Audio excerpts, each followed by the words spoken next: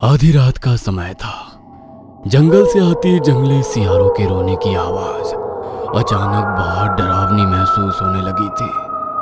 शायद उनके स्वर में कोई अनजान स्वर आकर मिल गया था। एक ऐसा डरावना स्वर जिसे सुनकर किसी की भी रूह कांप उठे। वो डरावनी आवाज सुनकर अपने कमरे में गहरी नींद में सो रही रोशनी अचानक चौंक कर उठ जाती है। आंख खुलते ही उसे अपने कमरे में अंधकार और दम घोटू धुआं फैला नजर आता है। रोशनी समझ नहीं पा रही थी कि ये धुआं अचानक कहां से आ गया है। तभी वहां पर कमरे में लगी लालटेन जल उठती है और धुंधली सी रोशनी के पार उसे एक आकृति नजर आती है जिसका आकार छत के लगभग बराबर था। भयानक चेहरा, सर पर सिंग और शरीर से टपकता काला चिपचिपा घिनौना पदार्थ जिसके कारण एक पल भी उसकी ओर देख पाना संभव नहीं लग रहा था। उस आकृति को अपने कमरे में खड़ा देखकर एक पल को रोशनी की भय से धड़कनें रुकने लगी थी।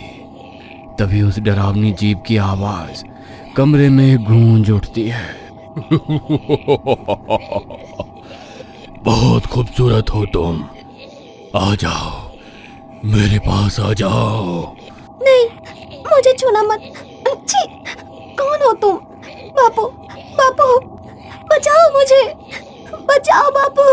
वो भयानक जीव रोशनी की तरफ बढ़ता है, लेकिन तभी रोशनी के चारों तरफ आग का गोला घेरा बन जाता है और जिन्न उसके अंदर प्रवेश नहीं कर पाता है। कब तक तू ऐसे मुझसे बचती रहेगी? बहुत जल्दी तुझे अपने साथ ले जाऊंगा मैं।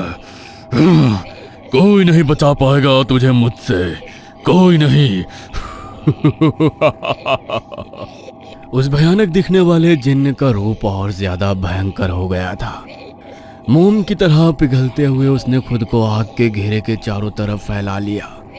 बीच में रोशनी घबराई हुई अकेली अपने बिस्तर पर बैठी थी। डर के मारे उसकी आंखों से आंसू बह रहे थे।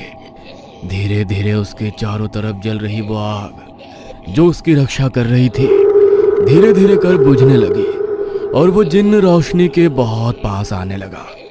लेकिन जैसे ही उसने रोशनी को छूने की कोशिश की, वहां आग का एक भयंकर धमाका होता है और रोशनी की नींद टूट जाती है।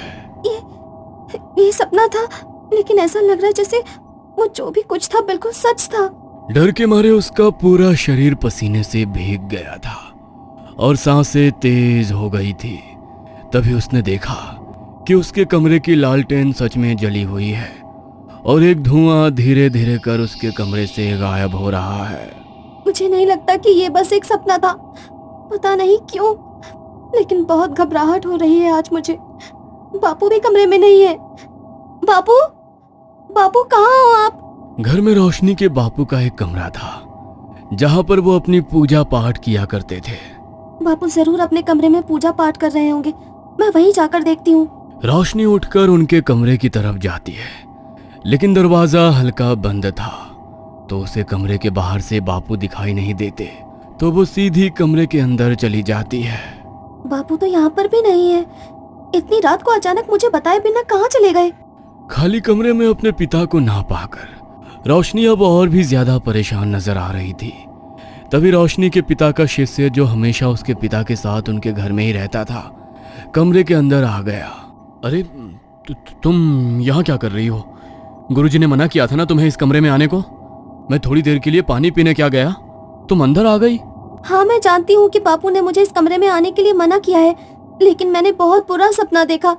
ऐसा लग रहा है कि कुछ बहुत बुरा होने वाला है। मुझे बताओ बापू कहाँ पर हैं? अभी वो घर पर नहीं है, तुम जाओ और जाकर सो जाओ, जाओ। नहीं, तुम मुझे बताओ बापू कहाँ हैं? वो किसी मुसीबत में है ना? देखो, अगर तुमने मुझे नहीं बताया ना तो मैं खुद उन्हें ढूंढने के लिए घर से बाहर चली जाऊंगी। नहीं, वो बाहर नहीं है। तो फिर कहाँ है? ठीक है, मत बताओ, मैं जा रही हूँ, बाहर जाकर खुद ढूंढ लूंगी उन्हें। रुको, वो अपनी साधना के लिए गए हैं। आज अमावस्या का दिन है और आज तो वो शमशान। शमशान? क्या? इतनी रात को पिताजी शमशान में क्या कर रहे हैं? शमशान में कौन सी साधना होती है? अब तो मैं जान कर ही रहूंगी ये सब क्या चल रहा है। ये आज अमावस्या है ना, तो खास पूजा होती है शमशान में। तुम्हें बोला ना अंदर जाकर सो जाओ। अभी इसकी बात नहीं मानी तो ये मुझे बाहर जाने नहीं देगा। ठीक है, मैं अपने कमरे में जाकर सो रही हूँ। बापू आ जाएंगे तो मेरे कमरे में भेज देना। तुम दरवाजा बंद कर लो। रोशनी कमरे से बाहर निकल गई और उसके बापू के शिष्य ने कमरे का दरवाजा अंदर से बंद कर लिया। रोशनी ने बिना आवाज किए बाहर से दरवाजे की कुंडी लगा दी। वो इस तरह दबे पांव घर से निकली कि किसी को भनक भी नहीं हुई। आधी रात के पहर वो सीधी शमशान में पहुंची, जहां उसे दूर ही आग की लपटें दिखाई पड़ रही थी और पास ही में उसके पिता बैठे मंत्रों का जाप करते दिखाई दे रहे थे। उनके पास एक लड़की का मृत शरीर पड़ा था।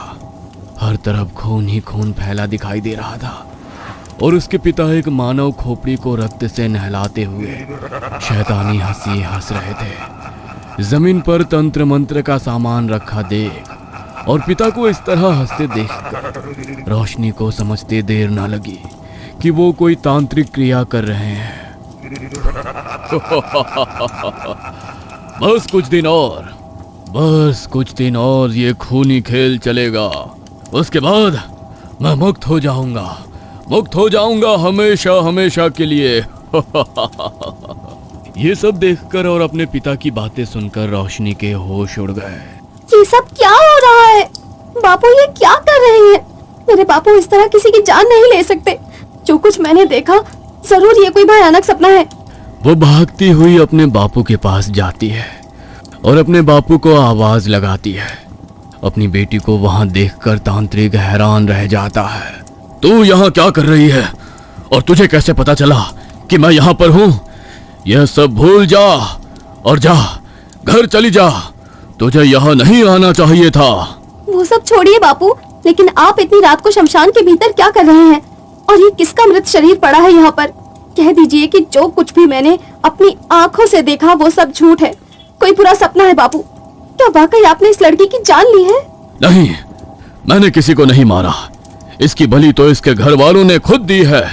तुझे पता ही है ना, इस गांव के जंगली लोग, उनके लिए छोरियों की कोई कीमत नहीं।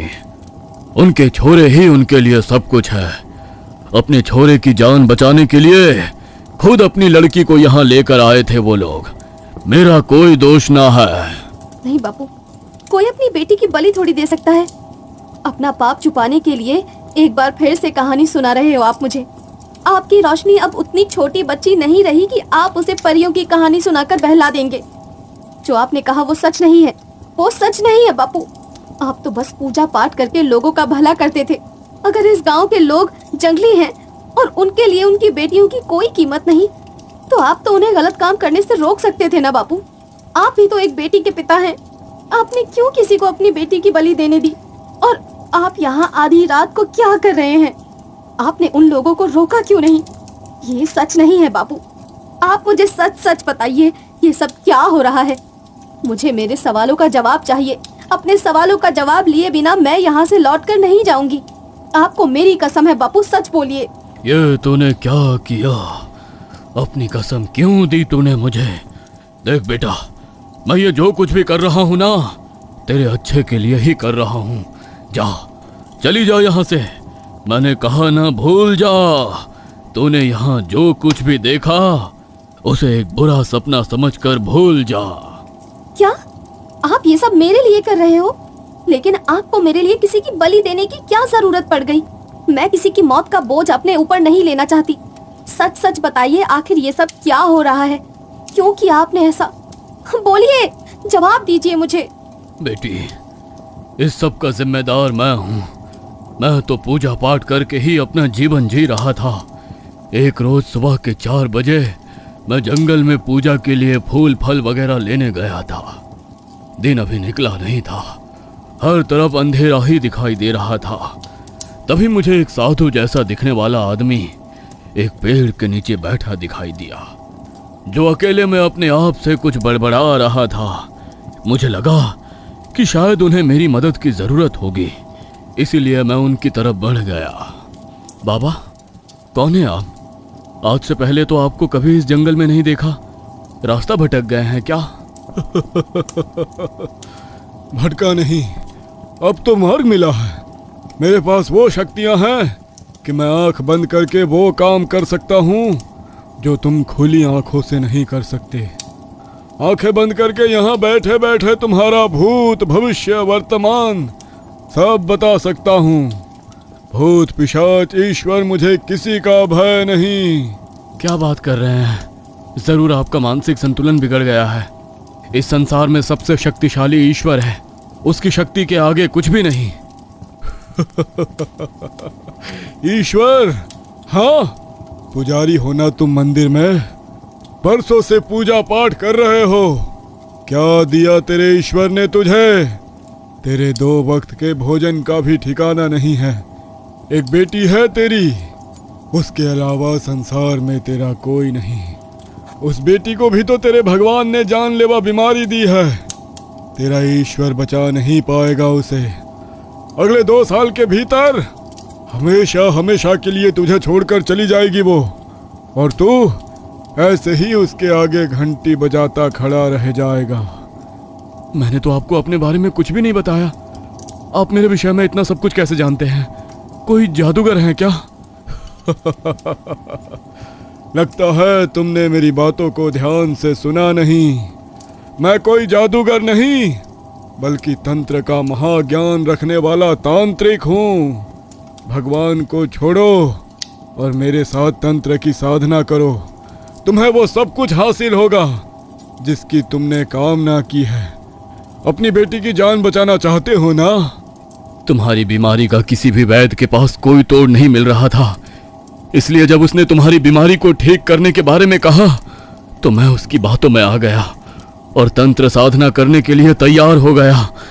उस साधु ने मुझे बताया कि उसने अपनी तंत्र विद्या से एक जिन्न को साथ रखा है और वो जिन्न अदृश्य रूप में 24 घंटे उसके साथ रहता है। उस जिन्न की मदद से ही वो किसी का भी भूत भविष्य वर्तमान चुटकियों में पता लगा सकता है और कुछ भी पा सकता है। जिन्न के पास ऐसी असीम शक्तियां हैं जिसकी मदद से कुछ भी संभव है। यहाँ तक कि उन्होंने मुझे आश्वासन दिलाया कि तुम्हारी बीमारी भी चुटकी बजाते ही सही हो सकती है। बस मैंने सोच लिया था कि अब मुझे भगवान की नहीं शैतान की पूजा करनी है। बाबा के सानिध्य में मैंने तंत्र साधना करना शुरू कर दिया। देर रात जब पूरा गांव सो जाता तो रात के 2 बजे मैं जंगल में जाकर उस बूढ़े से तंत्र की विद्या सीखता। उसने मुझे तंत्र की गहरी से गहरी विद्या समझाई और डरावनी काली शक्तियों को अपने वश में करने के तरीके भी बताए।